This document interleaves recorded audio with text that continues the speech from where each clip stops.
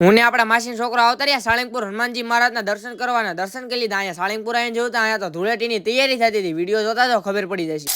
તો કેમ છો બધા મિત્રો, મજામાં દેશો? આપડા નવા મિની વ્લોગમાં તમારું બધાનું સ્વાગત છે. બપોરે જમી કાઢવી નાની દુકાને બેવાનું કીધું એટલે નાની દુકાને ધ્યાન રાખવા બેહી ગયા.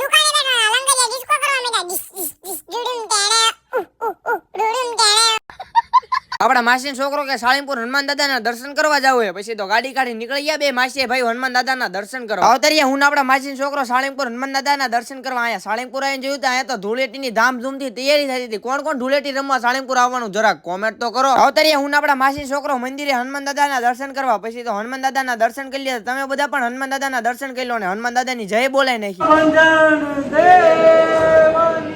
જય હનુમાન દાદાના દર્શન કરી લીધા. પછી તો બે માસી ભાઈ વહી ગયા ફોટા પાડવા. ફોટા પાડી લીધા ને ફોનમાં ચાર્જિંગ ખૂટી ગયું. પછી તો ગાર્ડનમાં આવીને બેહી ગયા ને ફોન ને ચાર્જિંગમાં મૂકી દીધો.